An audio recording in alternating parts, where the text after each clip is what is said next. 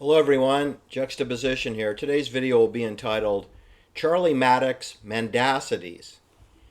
Alright, I've been avoiding this for a long time because as you know on my channel I try to focus on what's going on, certainly in the here and now, but since it's politically incorrect to discuss what's going on in the here and now without retribution or collateral damage, I've used historical reported events. First, they were reported as fake news stories in the newspapers, radio, television, delivery systems back in the 1800s with William Randolph Hearst and the Hearst family newspaper chain. Remember the Maine and to hell with Spain, the sinking of the USS Maine in the port of Havana, Cuba in February 1898. And this phrase of to hell with Spain and remember the Maine was coined by the Hearst newspaper chains, where it was rinsed and repeated many times, up to this day.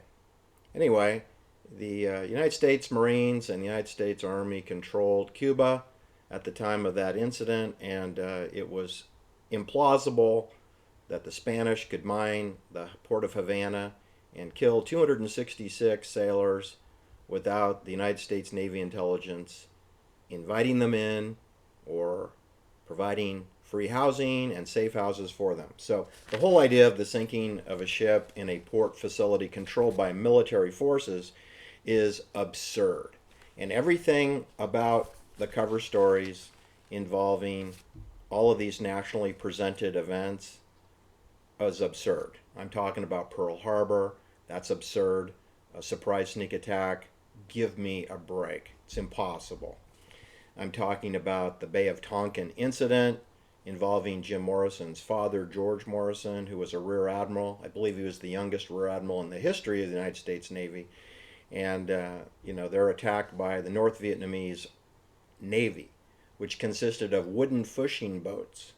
So we got a wooden fishing boat attacking a United States destroyer.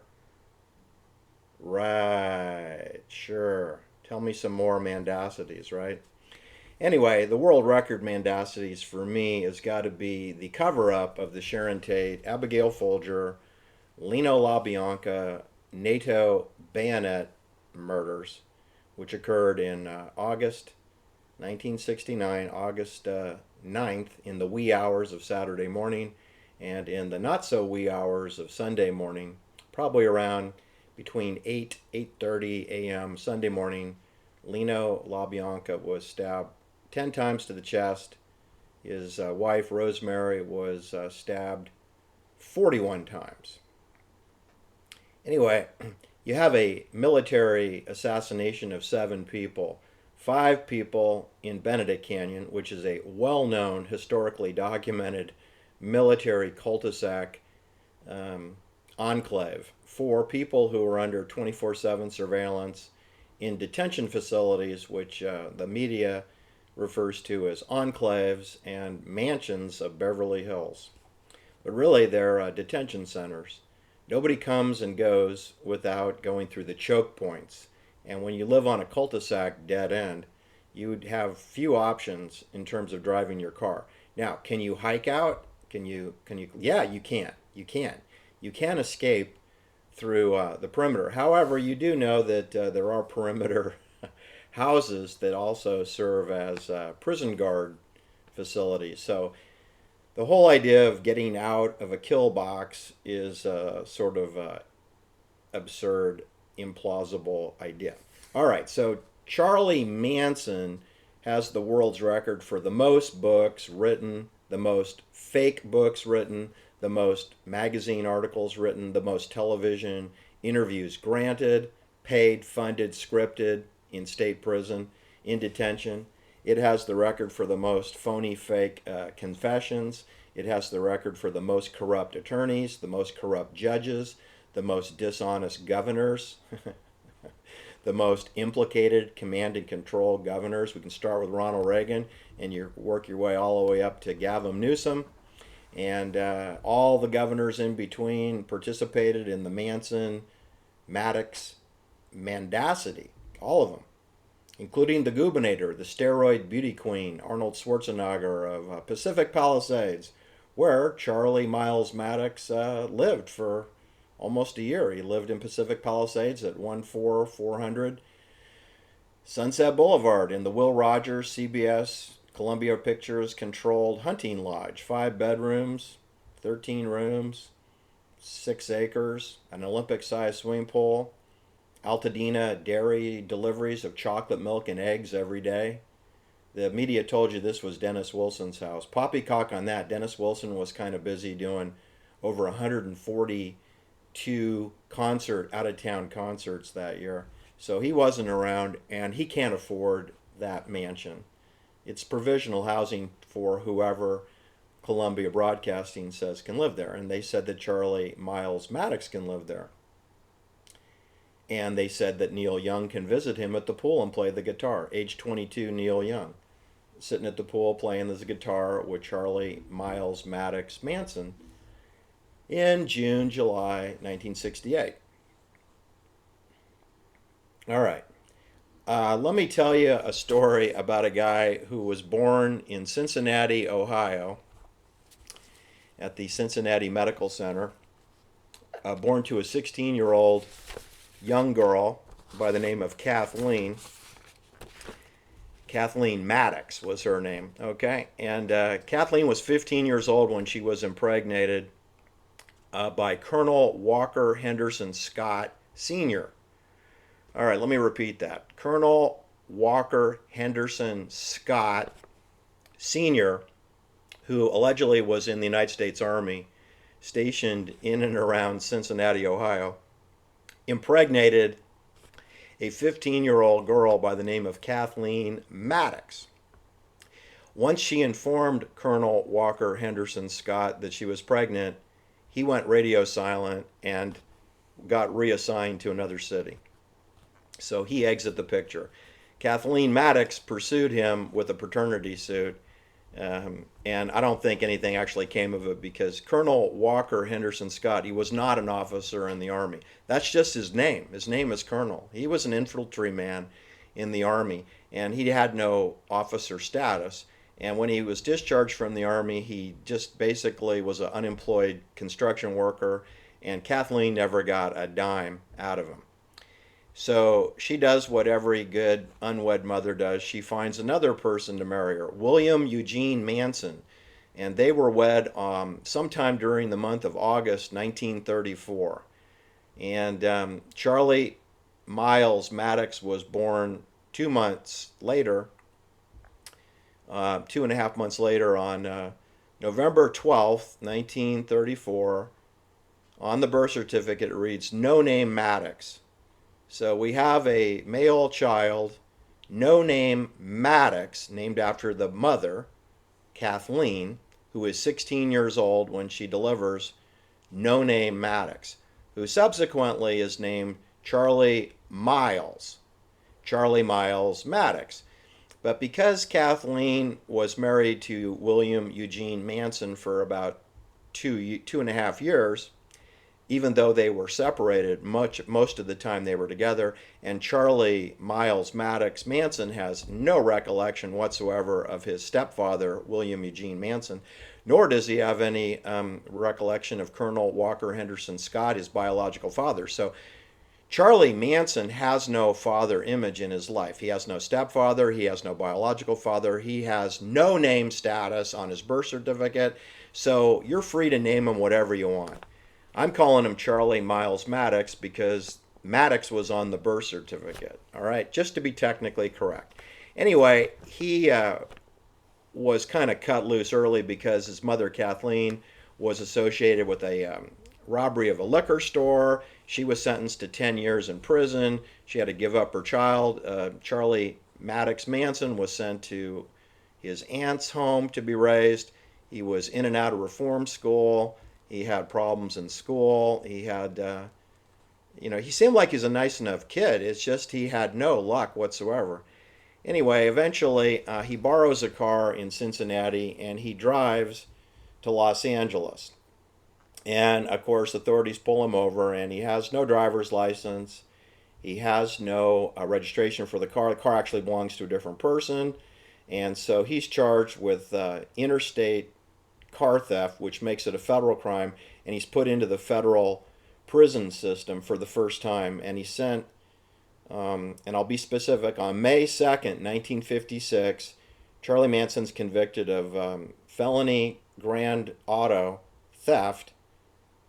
And he's sent to Terminal Island Prison at Fort MacArthur, San Pedro, California on May 2nd, 1956. I even have a booking picture of him.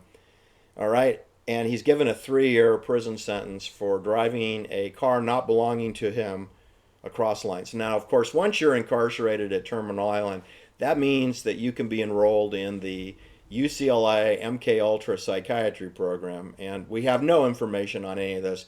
We can't look at his file, but you just know that Charlie Manson was put immediately under psychiatric counseling, and we have MK Ultra is going full tilt with Sidney Gottlieb, a Jewish gentleman from the Bronx who went to Caltech in California, Pasadena, has a PhD in chemistry, if you believe that, and he's in charge of a psychiatry psych ops program called MK Ultra, and he has carte blanche. And there is guinea pig, age 21, Charlie Miles Maddox Manson, booked into the Terminal Island prison. Anyway, he wasn't there more than a year when the warden of Terminal Island told his parole officer, T.R. Kendall, to write a letter to the United States Criminal Justice Department for prisoner number 3845-CAL, Cal. 3845-Cal is Charlie Manson's identification number at Terminal Island. Anyway, there's a letter that was written very flattering of Charlie Manson being a good prisoner, and that it would be recommended that he not serve out his whole 3 years, and that he would be better served living a normal life outside of prison. So I don't know what happened, but he was released from prison sometime during 1958. He was released. So around the time that Carol Klein was pregnant with, she's dating Neil Sedaka, but she gets pregnant with another older man. And then has her name changed to Carol King. Around the time that Carol Klein is part of a songwriting team of teams, which involve probably 100 songwriters who all work on the exact same songs. Many of those songs were attributed to Carol King, despite the fact that probably 50 or 60 other people worked on the songs that Carol King was attributed to having been written at the Brill Building. So while Carol Klein King is going through her metamorphosis from a 17-year-old who's pregnant, we have the son of an illegitimate mother, Kathleen Maddox. He's going through a metamorphosis of his own at age 21. He's going through a MK Ultra program with CIA to become a career something or other. And before you jump to conclusions, the wrong conclusion, that he would become a serial killer, you would be very wrong. You would be dead wrong about that. Let me tell you that the CIA treated Charlie Miles Maddox Manson as a Swiss Army knife. Charlie Manson is a Swiss Army knife. They couldn't figure out what to do with this guy, right? So what I can tell you is that when he was released from Terminal Island Prison during 1959, he was assigned free housing at a CIA apartment building. I'll give you the address. It's shouldn't surprise you. It's on Franklin Avenue, across the street, Orchid Avenue from the Magic Castle, which is at 7000 Franklin Avenue, which is across the street from the Dolby Theater where the Academy Awards is. So Charlie Manson's first residency in Los Angeles for free housing, is in an apartment, and I even have the apartment number also for you. That's the kind of quality that you get coming to my channel. Oh, I've got it here somewhere. All right, so Charlie Manson is sent to 69. No, scratch that. He's assigned an apartment at 6871 Franklin Avenue. He's apartment 306. Charlie Manson, 1959. He's living free rent at 6871 Franklin Avenue. Now, I believe the apartment building's been rebuilt. You can Google that. Anyway, you'll get right to the corner. It's the corner building. It's the northeast corner of Orchid and Franklin Avenue. To the west is the Magic Castle, which has an enormous parking lot where there used to be another apartment building which was addressed 6933. And that's where Bernard Crowe, Lotsa Papa lived. That's where Charles Watson and Rosina Crooner lived, 6933 Franklin Avenue. That building's been torn down and it's been paved over. It's a parking lot for the Magic Castle. On the west side of the Magic Castle is the Landmark Hotel where Janis Joplin was murdered. And the address there is 7033 Franklin Avenue. And Janis Joplin was murdered in room number 104 on the ground level. Janis Joplin, she was killed 1 year after Diane Linklater was killed, which is 1 year after, the Sharon Tate murders were 1969 in August. And Janis Joplin was killed in October 4th, 1970. Diane Linklater was killed October 4th, 1969. Isn't that interesting that Diane Linklater was killed 2 months after Sharon Tate, and 1 year later we have the death of Janis Joplin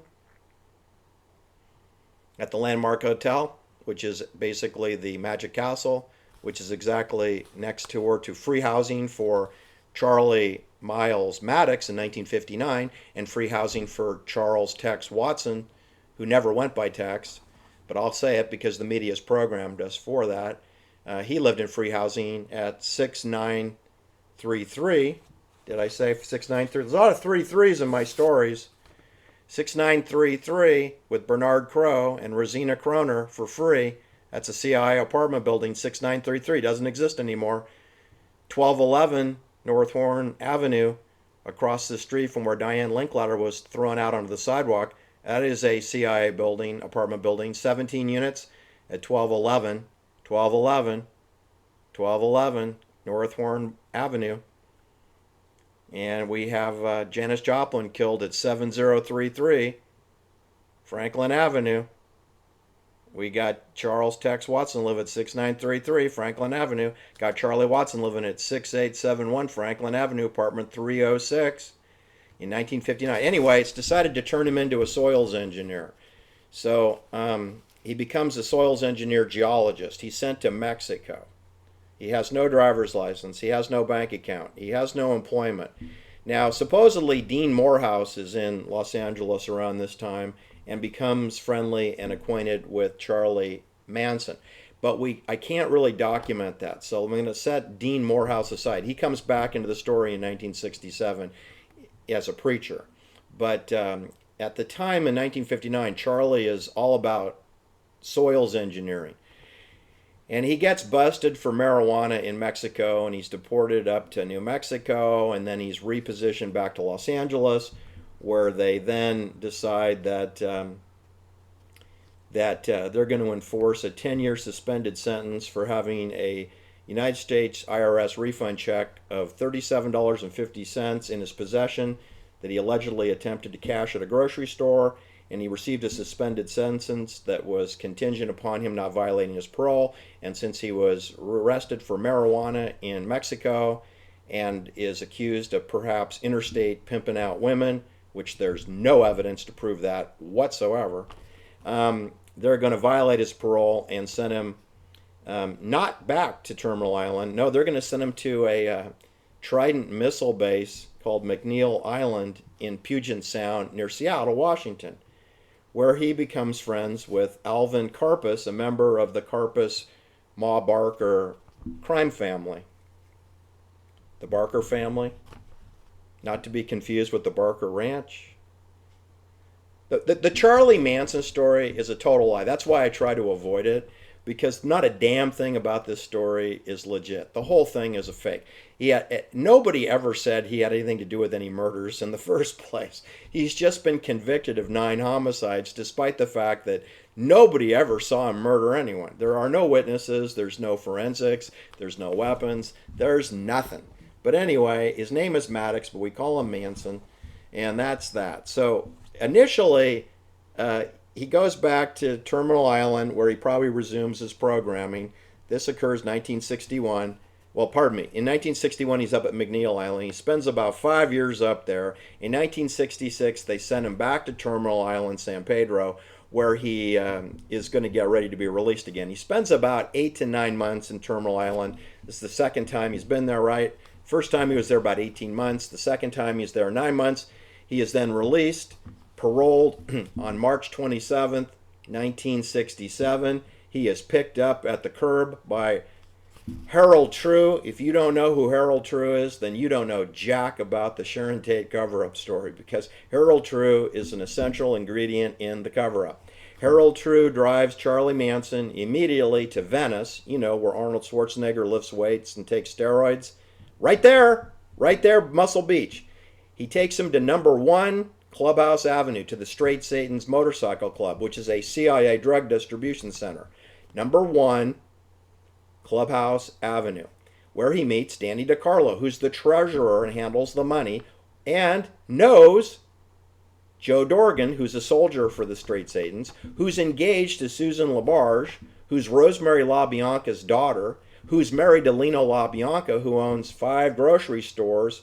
Actually, he owned 7 grocery stores at the time that Charlie Miles Maddox was released from prison, and a brokerage company, and provides money laundering services to the Straight Satans. That's the connection of Lino LaBianca.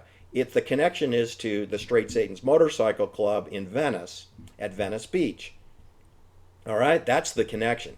And that's where Charlie Manson is first taken. He's assigned housing at number 28 Clubhouse Avenue, just, a block away from the motorcycle clubhouse. Number 28, you can Google it, it's a house. And that's where Charlie Manson is assigned free housing immediately upon being released from federal prison, where he spent the last 7 years, other than when he was a geologist in Mexico, and living on Franklin Avenue in West Hollywood. You follow me? So first he's sent to become a drug dealer for the Straight Satans. That only lasts a few weeks, and they said, no, we're going to send him to the Haight-Ashbury Free Medical Clinic in Haight-Ashbury, San Francisco. So they sent him there. They give him a phony parole officer by the name of Roger Smith, not to be confused with the chief financial officer of the porn company for Jose Menendez. Roger Smith was also the CFO of Live Entertainment, and Noel C. Bloom C. Bloom of Caballero Home Video, porn for San Fernando Valley. There was a Roger Smith who's the chief financial officer. He went to Harvard. Harvard handles financing for porn in San Fernando Valley.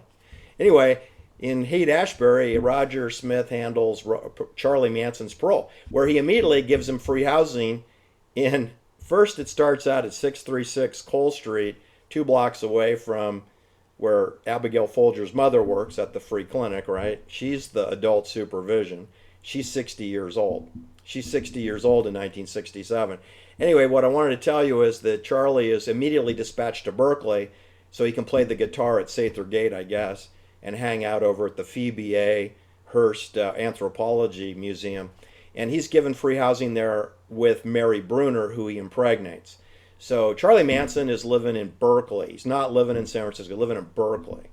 And he doesn't have a driver's license, so he has to be taxi serviced or bus driven over to Haight-Ashbury. And by the way, that would not be easy to do. It's probably just better to get a ride, because too many transfers involved. So first Charlie Manson was going to be a geologist. Then Charlie Manson was going to be a drug dealer for the Straight Satan's Motorcycle Club. Then he's going to be a peacenik. He's 30 years old. No, he's 32 years old. He's 32 years old. He's going to be like a hippie draft dodging guy at Cal Berkeley, University of California, Berkeley. Then they said, no, you're going to go spend time with Dean Moorehouse in San Jose. and meet his daughter, Ruth Ann Moorehouse, because Dean Moorehouse had preacher training by then. So Dean Moorehouse is a preacher with some training. He doesn't have a church. He's not really a minister of a church because he doesn't have any followers. But anyway, Charlie Manson goes down to San Jose, in the exact neighborhood where Aaron Valente, well, close to where Aaron Valente's dead body was found decades later. That's also close to Camden mobile home park where Susan Atkins was living when her mother died of a brain cancer. That's where Dean Moorehouse lived, close to Susan Atkins' parents. So I'm saying that Almaden section of San Jose is a CIA enclave. That's also where tens of thousands of South Vietnamese people were repositioned after 1975 and the Vietnam War ended. Up to 50,000 Vietnamese lived in San Jose. 50,000. And those would be people who worked for the CIA in Vietnam, and or the children of CIA contractors who got pregnant and then were repositioned over to San Jose and other parts of California. But San Jose, I believe, was the #1 place to bring Vietnamese CIA collaborators who were friendly with the CIA. And this is where Dean Moorehouse has a house. This is where Susan Atkins' parents were. This is where Aaron Valente's body was disposed of after her visit on Sand Hill Road at 2500 Sandville Road. So I've got Vietnamese, I got Susan Atkins' parents, I got Dean Moorehouse, I got Charlie Manson, I got Aaron Valente's dead body, all happening in the same zip code. You see a pattern here, people? So it looks like Charlie's going to be a preacher. So they take Ruth Ann Moorehouse, who's 15 years old, and they get a Volkswagen bus, and Charlie Manson, who does not have a driver's license, so I'm assuming someone else is driving. They drive to Ukiah or Philo, and they meet Jim Jones. So now I have Jim Jones of the People's Temple, I have Charlie Manson, and I have Ruth Ann Moorehouse, who's the daughter of Dean Moorehouse. And they're all living in Philo and spending time in Ukiah, where Jim Jones is the foreman of the grand jury for Mendocino County in the courthouse of Ukiah. We have those three, and Jim Jones is CIA, and Charlie Manson is CIA, and Dean Moorehouse is CIA, and his daughter, 15-year-old Ruth Ann, she's CIA. And she gets arrested for, I think, theft of a grocery store or something, or a liquor store, and Charlie Manson attempts to intervene with the sheriff's deputies. Then Charlie Manson is arrested. So this kind of foils the whole Jim Jones, Charlie Manson preacher gig. Charlie was introduced to the Greenfield Ranch in the Redwood Valley, but the preacher gig terminates because Ruth Ann gets arrested. She's held in custody until Dean Moorehouse can come and fetch her. He's 4 hours away in San Jose. And Charlie is sent back to San Francisco, where he is then reassigned, put into a yellow school bus that, according to Susan Atkins, 7 to 9 men painted the bus black, satanic flat black. And then somebody, according to Susan Atkins, there were 7 to 9 men who drove the bus and guarded the prisoners. Mary Bruner, Susan Atkins, Patricia Krenwinkel, Charlie Manson, and I think one other girl. So you have 9 prison guards and you have 5 operatives, none of whom have driver's licenses. Susan Atkins didn't have a driver's license. Anyway, so off they go down to Santa Barbara, and then they go to Oxnard, and they end up in a ditch. Then they end up in Topanga Canyon. Then they end up at the Will Rogers Estate on Sunset Boulevard, and he's going to be a TV music artist. But he lives with, he moves over to, when he's not playing the guitar with Neil Young, he's with Brian Wilson in Bel Air, living with Brian Wilson for 45 days and using his studio on Bellagio Drive at 10452 Bellagio Road, which is half a mile from Ronald Reagan's home at 666 St. Cloud Road. Ronald Reagan lives close to Charlie Manson. He lives a half a mile away, and he's the governor of California. So Charlie Manson is living near the governor of California's home in Bel Air for a month and a half. And nobody got killed. Isn't that amazing? All right, well, anyway, then it's decided that no, we're going to move Charlie up to Canoga Park and maybe we'll indoctrinate him into the porn business. They move him to 21019 Gresham Street, Canoga Park, which is right near West Hills, right near Calabasas, right near where Jose Menendez lived, right where Peter Grossman's burn unit is located, which does plastic surgery. Anyway, it's 4.5 miles from the Spawn Ranch. It's about 7.5 miles to where the Manson family cast is kept at 13158 Chandler Boulevard in Sherman Oaks, Van Nuys. Then Charlie is moved to China Lake, to Mojave Desert, where he's arrested for graffiti. That's the world record mining for borax, which is used to smelt aluminum, which is being dumped over our heads. That's a borax area. Navy intelligence, naval facility, Barker Ranch. You know, like Alvin Karpus Barker gang. There's a Barker Myers Ranch where Charlie Manson was arrested on October 11th, 1969, where he never got out of jail again. And then 2 months after that, he's charged with homicides of the Sharon Tate murder, despite the fact that he definitely wasn't there and no one ever said he was there. Anyway, I hope you enjoyed my summation of Charlie Miles Maddox Manson, in that they had a minimum of 6 different career paths for him. He was going to be a geologist. He was going to be in the drug distribution business for the Straight Satan's Motorcycle Group. He was going to be a hippie draft dodger in Berkeley, California at UC Berkeley. He was going to be a television musical star like the Monkees. He was going to be in the porn industry, or he was going to be in the borax aluminum smelt business in China Lake. CIA-controlled Mojave Desert near Furnace Creek, near Death Valley. There's Charlie Miles Maddox. And he became a serial killer. That's the 7th. His 7th career was serial killer. Thanks for listening. It's all a stage, and we're merely actors upon that stage, according to William Shakespeare. Have a great day. We'll talk soon. Bye-bye.